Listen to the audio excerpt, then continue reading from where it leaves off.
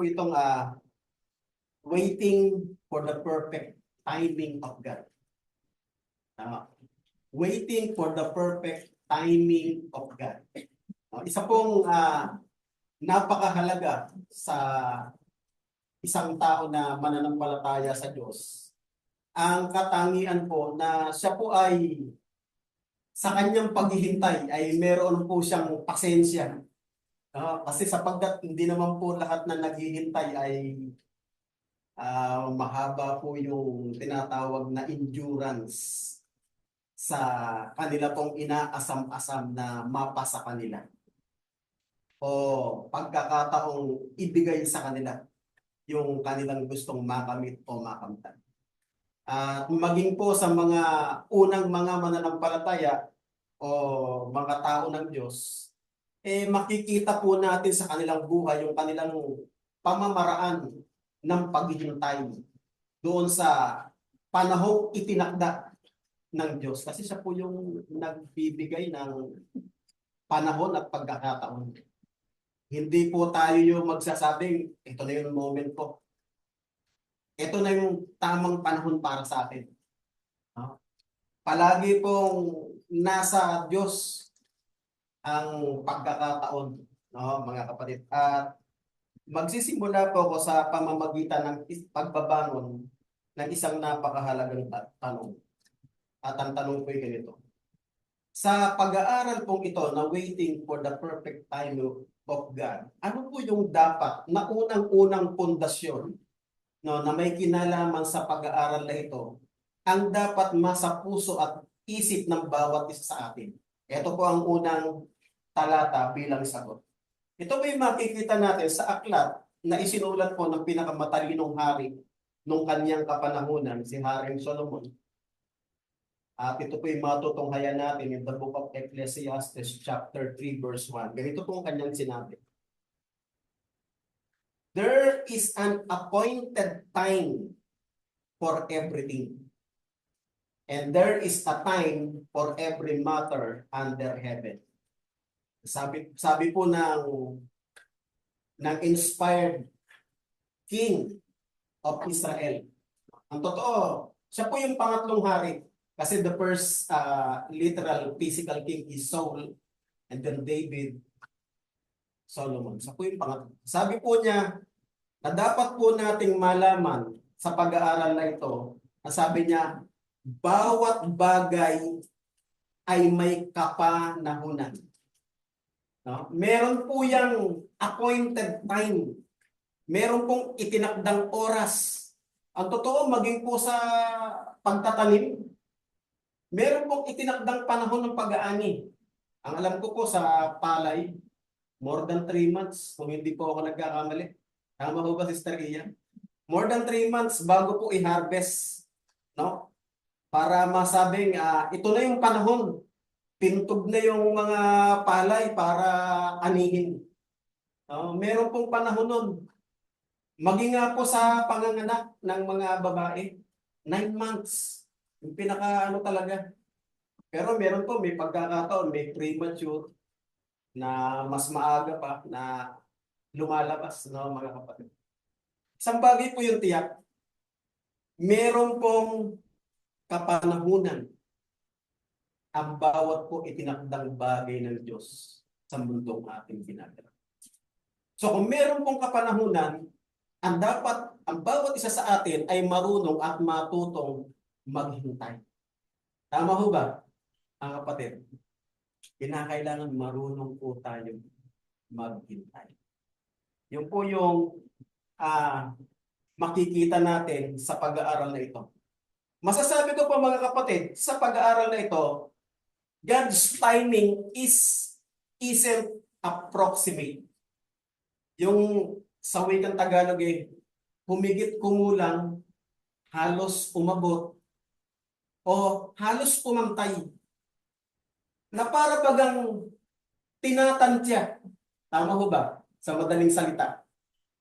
Yung pagdating nung kapanahunang itinakda ng Diyos. Kasi po, mga kapatid, ito po yung isang ebidensya. In Galatians chapter 4 verse 4, sa pagtuturo po ni Apostol Pablo, no? Lalong-lalo na po sa Gentiles. Kasi siya po yung apostol sa kahintilan. At dito po yung kanyang audience is the Galatians believer. Ang sabi po niya sa pag-aaral na ito, nung itinuturo po niya yung pagpaksang, hinihintay nila yung pagdating ng Mesiyas, no? O yung pinahirang tagapagligtas. Ganito po yung sinabi niya in chapter 4 verse 4. But when the fullness of the time came, God sent His Son, born of a woman, born under the law. Pansinin niyo po, ang sabi po sa wikang Tagalog, datapwat nang dumating ang kapanahunan. So hindi mo pwedeng ipilit na ito na yung tamang panahon, dapat ito na ipanganak na siya. Hindi po eh. Hindi pwede yung pagtatansya. Yung panahon po na pagtatakda ng Diyos, no, sa kanya pong oras, in His timetable, always in perfect timing. Yan po yung dito'y ipinapakita sa atin. Lagi pong perpekto ang kapanahunan. Hindi po late, hindi rin po advance. Always in perfect timing. Sa iba pong salin, ganito po nakasulat yung contemporary English version. Ganito po nakasulat in Galatians chapter 4, verse 4. But when the time was right, pansinin niyo po, but when the time was right, nang dumating na yung tama o yung hinog na panahon, no? God sent His Son, and a woman gave birth to Him. His Son obeyed the law. Pinakailangan po, tama yung panahon, tama yung oras. Hindi po yung parang tinatansya. Hindi po yung parang humigit kumulang. Hindi po yung halos umabot. Ang palagi pong oras ng Diyos ay palaging perfectong oras. Mga kapatid. Isa pa po, in Galatians chapter 4 verse 4, yung New English Translation. Ganito po nakasulat. But when the appropriate time had come, ganda nung binakit. Appropriate time. God sent His Son, born of a woman, born under the law. Yung pagsusugo po niya, yung paglabas po, nung itinakda po niya yung kanyang kaisa-isa na anak, ayon po sa perpektong panahon, ayon po sa perpektong oras. O mga kapatid. Maging nga po mga kapatid, yung pagpasok po niya sa ministry ng ating Panginoong Jesucristo, sa perpekto at tamang panahon din po. Tingnan po ninyo in the book of Luke, chapter 3, at ang verse po ay 23. When He, Jesus Christ, began His ministry, Jesus Himself was about 30 years old and was commonly held the son of Joseph, the son of Eli. Maging po ang Panginoon. Yung kanya pong ministry, naghintay po muna siya ng edad na 30. Mahabang panahon siya nag-antay. For 3 years na ministry niya. 30 hanggang 33. No, mga kapatid. Maging po yung pagsisimula ng kanyang ministeryo, ng kanyang gagawin, no, na paglilingkod sa perpektong panahong itinakda ng kanya. 30 years old. Mga kapatid. Kaya dito po makikita natin yung mga ginamit nating mga talata. Lahat may kinalaman sa paghihintay. No? Sa paghihintay, sa mahabang pasensya ng paghihintay, bago po dumating yung tinatawag na perpektong panahon para po matanggap yun. Makuha yun, mga kapatid. Kaya minsan wag nating sabihin na, Panginoon, bakit ang tagal naman na ipagkaloob mo sa akin? Bakit parang parang ang bagal. Di ba? Minsan may mga ganun akong napapakinggan, parang ang tagal naman. Parang ngayon ko na kailangan. Kasi ang Diyos naman po mga kapatid, sometimes nagkakamali ang iba. Ginagawa nilang parang genie. Alam niyo po yung genie? Di ba? Kapag na kiniskis yung lampara, strike eh, kikis-kis, balik, balik, balik. Tapos biglang may lalabas na higante. Pag lumabas yun, no, mag-grant ng 3 wishes. At yun po, pag nag-grant ng 3 wishes, agad-agad. Ang Diyos po hindi ganun.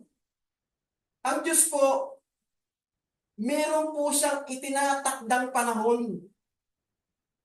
Ang kailangan mo, maghintay.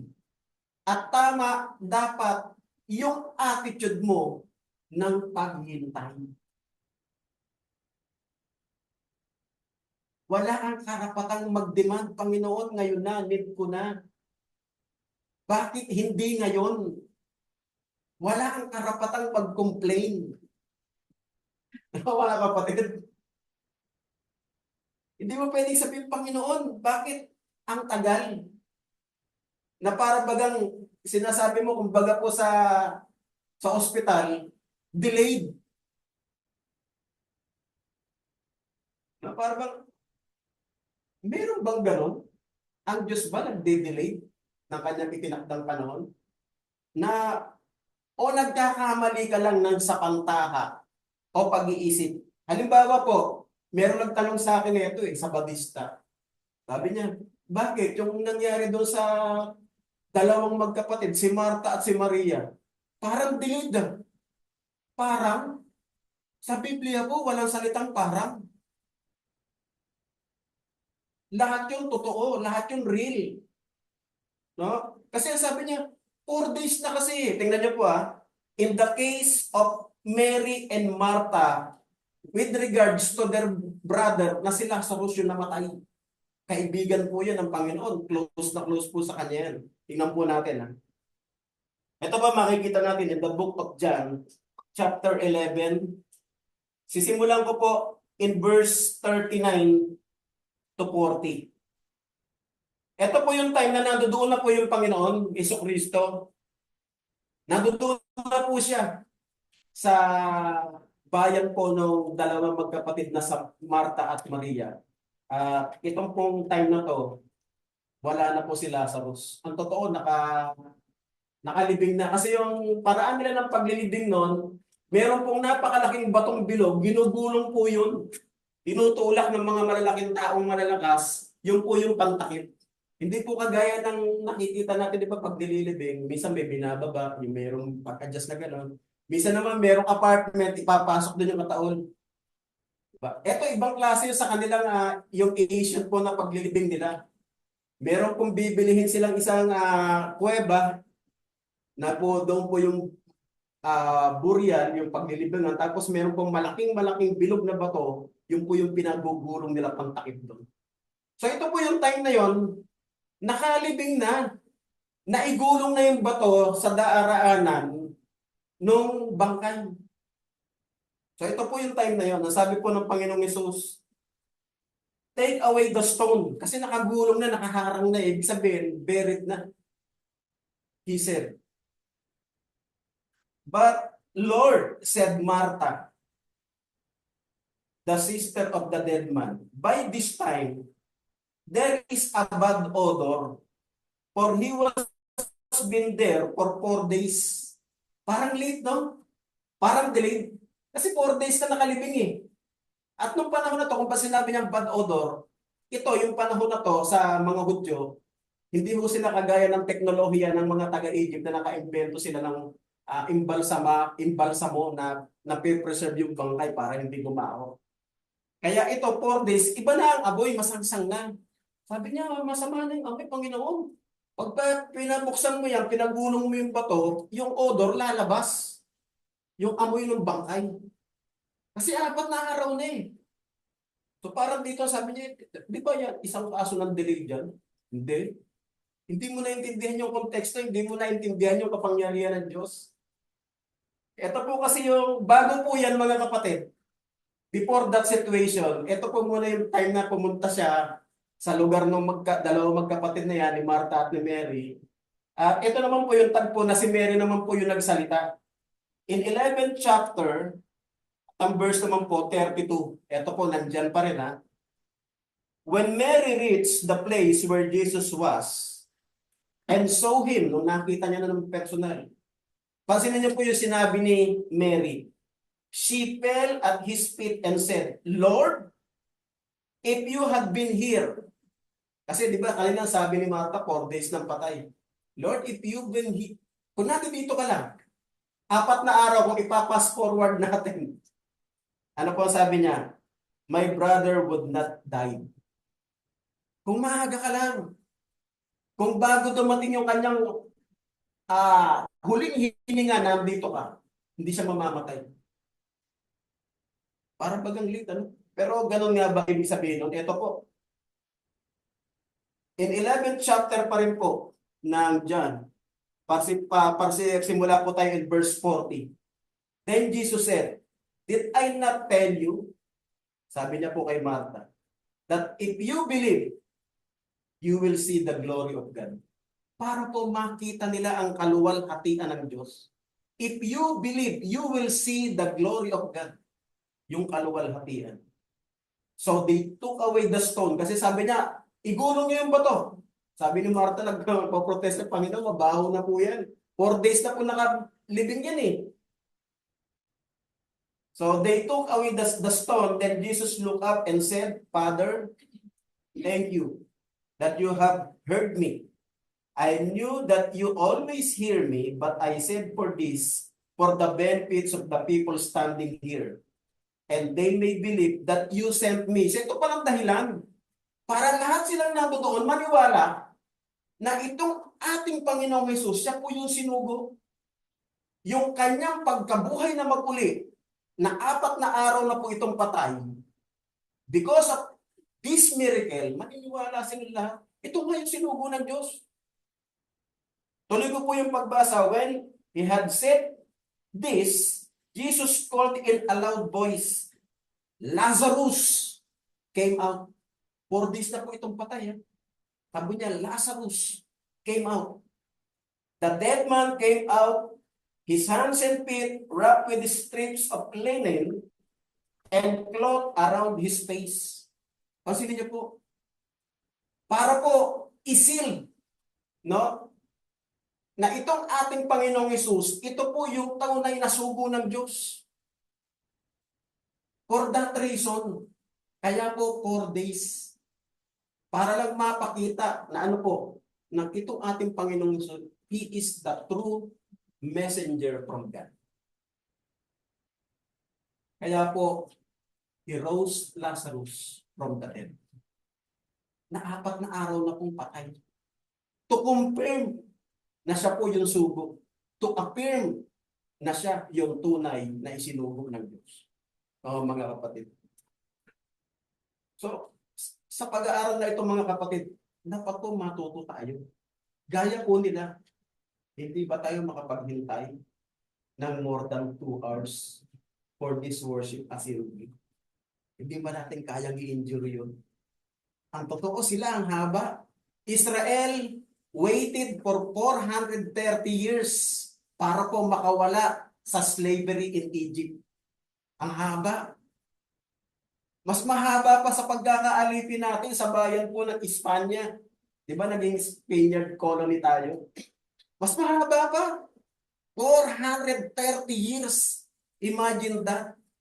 Kung napanood po ninyo yung pelikulang Ten Commandments nung mahal na araw. Di ba? Yung pinangahampas sa kanila talagang lumalatay sa katawan sa paggawa ng bricks. Hindi mo inabot yung kota, hampasin ka ng panghampas para gumawa ka na wala namang sahod. Di ba? Pinapakain lang pipino, karne. Mga kapatid? So ang tagal na gano'n, umiiyak sila. Humihibig sa Diyos para sila'y makawala. And they waited for 430 years para isugo po si Moises, para ilabas sila sa pagkakaalipin sa bayang Israel for 430 years. Bakit tayo? In 1 week, dapat po marunong po tayong maghintay at marunong tayong mag-execute kung paano yung tamang paghihintay. 2 hours lang po ang tinatagal ng ating pagkakatipon. Minsan pa, may mga hindi po sinasabi ito para ano po tayo masaktan. Kundi may kinalaman lang po talaga sa pag-aaral ng mga kapatid. Lahat naman po tayo natututo sa salita ng Diyos. Minsan pa may mga dumarating na hindi akma sa oras. Ang totoo, naalala ko po nung ako po'y nagbabouncer pa. Nakakalungkot lang kasi, di ba, God is a jealous God. Tama ho ba? Tama ho ba? May karapatan ho ba siya? Minsan nga po, nabibigay pa natin yung tamang attitude kapag meron tayong iniidulong tao na pisikal. Halimbawa, yung mga K-pop. Ang oras po ng kanta, ng concert, 7 p.m. Alam niyo po kung paano sila mag-execute? Pumipila na po sila sa linya. Nung ako po yung nagbabouncer pa, 4 afternoon pa lang nakapila na sila. Grabe naman ito ng pag-execute ng paghihintay. 4 afternoon, tapos 7 pa yung concert. O ilang oras yun na maghihintay sila ron? For 3 hours. Bago po mag-7. Sabi ko, sana ganyan sa church. Di ba? Parang nakakaselos. Bakit pag sa tao na ipapakita natin yung tamang attitude ng tamang paghintay? Diba? Tamang pag-execute nung gusto mong panooring event. K-pop, whether it is a foreign artist, yung concert po ni Katy Perry na kami sa Philippine Arena, ganoon din. Yung concert po ng Guns N' Roses, do you know Guns N' Roses? Yung sikat na rock band nun. At kahit na matatanda na sila, alas 5 pa lang, mainit pa eh. Pumipila na ang mga tao. Ang kanta, 7 pa ng gabi. They're waiting almost 2 hours bago po magsimula yung concert. Kaya bakit po hindi natin magawa na maghintay po tayo doon sa tamang itinakda na gawain pagkakatid? Kahit nasabihin natin for 7 days. Kasi within a week, merong 7 araw, tama ho ba? Bago ulit dumating yung linggo, dapat po excited ka eh. Kasi sila excited eh. Tinan nyo, pag mag-outing po outing tayo, El Nido, Palawan. Alam nyo, alas 3 ng madaling araw ang alis. Alauna pa lang, nandun na, meron na naka-outfit na ng, eto, susuotin ko mamaya sa eto yung susuotin ko bago bili kong swimming trunks. Excited lahat eh. Bago dumating yung puno na eh. Walang late ah. Ang aga lahat ah. Di ba? Pagka-outing. Bakit pagdating sa, uy. Di ba? Sana po matuto po tayo doon mga kapatid. Ito po yung talatang aking babasahin. In Exodus chapter 12, yung kanilang hinahalimbawa ko about Israel. At magsisimula po ako mga kapatid sa verse 40. Now the time that the sons of Israel had lived in Egypt was 430 years. And at the end of 430 years, on this very day, all the multitudes of the lords departed from the land of Egypt. Ito yun. Kasi meron pong hula eh. Panahon pa lang po ni Abraham nung makipagtipang po yung Diyos kay Abraham. No? Sinabi na po yan. Sinabi niya na kay Abraham, Abraham, ito mangyayari sa lahi mo ah. In Exodus chapter, sa pagtatama, in Genesis chapter 15, at magsisimula po ako mga kapatid dito po sa verse 11. God said to Abram, so ang pangalan pa niya, Abram pa lang, hindi pa Abraham. Kasi nung panahon ito, wala pa po siyang anak. And I want you to know that Abraham waited 25 years para po magkaroon siya ng lehitimong anak kay Sarah, which is Isaac. 25 years po yan, ang tagal. 75 po nung sinabi sa kanya, nakikita mo ba kung gaano karami yung bituin sa langit? Yung gaano karami buhangin sa dagat, ganyan ko pararamihin ang iyong. Nung sinabi sa kanya, wala pa po siyang anak. Mga kapatid. So God said to Abram, know for sure that your descendants will be strangers living temporarily in the land that is not theirs. Speaking about Egypt, no? Where they will be enslaved and oppressed for 400 years. But on that nation whom your descendants will serve, I will bring judgment, and afterward they will come out with great possessions. O mga kapatid, hula yan eh. Naganap. Ang tagal nilang inintay, 430 years. Ito po yung madalas na kinukot ng mga maraming mananampalataya. Minsan pinapadala pa parang Bible quotation. Siguro ito yung gustong-gusto nating marinig. In Isaiah chapter 20, verse 22, notice this verse. Even your smallest and humblest family will become as great as powerful nation. When the time is right. Wow. When the time is right. Sabi niya, yung mga maliit na pamilya, pararamihin ko. Kasi naman pangako ng Diyos sa Israel eh. Pararamihin ko kayo. Yan yung pinangako niya kay Abraham. Pararamihin ko kayo. Gaya ng buhangin sa dagat ang bilang. I will make it happen quickly. I am the Lord. Kaya po mga kapatid, isa po yung bagay na natutunan ko sa pag-aaral na ito. When it's God's will, it will happen. Tama ho ba? When it's God's will, it will happen. No human can hinder it. Walang sino mang nilikha ang makakahadlang noon. Even Pharaoh, nung ilalabas na sila sa slavery, hindi po nahadlang ang Pharaoh eh. Even Pharaoh. Sinabi niya, 430 years lalabas kayo. No matter how impossible it may seem, pagka oras mo na matanggap yun, matatanggap mo. Parang imposible, pero walang posible o imposible sa Diyos. No obstacle is too big when He's the ones moving things. Wala pong imposible. Kapag ang Diyos po yung gumawa, maging nga po yung Red Sea, imposibleng mahawi yung para maging isang open highway eh. Pinangyari, di ba yung Red Sea? Nakadaan lahat sila. Imposible. Pero sa Diyos, ginawa niya posible. Pinaanak ng Diyos. So don't lose hope. No? It may not happen now, but in His perfect timing, it will surely come. Naalala ko po yung kanta ni Ted Tito. Lapat na lapat ko. Ito na po yung muli. Naalala niyo yung lyrics na kanta ni Ted Tito, ang pambagat, maghintay ka lamang. Sabi niya po doon sa kanta, hindi ko na makakantahin, di bagay yung boses. Pero sabi niya, kung hindi ngayon, ang panahon na para sa inyo. Huwag maiinip dahil ganyan ang buhay sa mundo.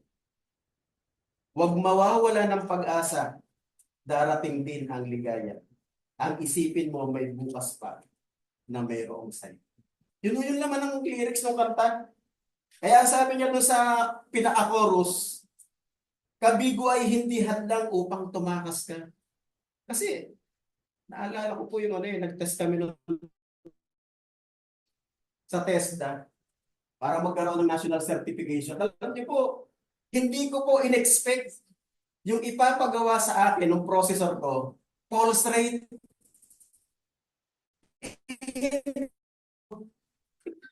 Nakuha ko ng BP, pinagawa sa akin yung mano-manong BP, tama ako. Pagdating po sa pulse rate, wala po talaga akong kamalay-malay. 5 minutes na. Oh. Mr. Lozada, it's already 5 minutes. What's the pulse rate? Naku po, sabi ko, ano to, wala akong idea. Pero nakaganon po ako dito kasi pulse rate ang hinahanap eh. Humula na lang ako, tsambahan to. Alam nyo, sabi ko sa professor, 100. Sa professor sa akin, Sandbar, tumawag ka na naman. Critical na yan. Yan, labas. Sabi sa akin ng professor, labas. Bakit na? Alam niyo, ginawa ko pagbaba ko kasi bawal magpasok ng cellphone eh. How to get manually the right pulse rate. Lumabas po doon dapat 12 to 20 lang pala. Sabi ko, taas ng binigay ko, 100 na. Balik ka naman, balik. Sandbar, take again the pulse rate. Pulse rate na naman. Ano lumabas? 18. Good. Sabi niya, proceed. Sabi ko, doon ko po napatunayan kapag para sa'yo, ibibigay ng Diyos sa'yo. Kaya po, blessed ako, nakuha ko na yung NC2 ko, yung National Certification ko. Certified na po ako mga kapatid. Kaya naalala ko tong kanta na to eh. Sabi niya, huwag kang iiwas kapag nabibigo. Dapat lang lumaban ka. Naalala ko po, kapag ikaw ay bumagsak, dapat bumangon ka. Kaya sabi niya, ang kailangan mo itibag ng loob kung mayroong pagsubok man. Ang liwanag ay di magtatagal, ay muling mamamasdan. Ikot ng mundo, hindi laging pighatit kasawian. Ang ganda ng lyrics, di ba? Ang pangarap mo'y makakamtan, basta't maghintay ka lamang. Di ba? Yun ang sikreto. Maghintay ka lang. Ang buhay parang waiting shed. Di ba? Alam niyo ba ang dahilan kung ba't nilagay yung waiting shed? Protection niya para hindi ka laging expose sa araw kung napakainit. Ngayon din pag umuulan. At kaya po yan nilagay sapagkat naghihintay ka ng tamang panahon at oras kung kailan darating yung tamang bihikulo sa lugar na pupuntahan. At yun po yung aral na dapat natin makita sa pag-aaral nito. Muli, isang magandang umaga po sa atin. Maraming salamat.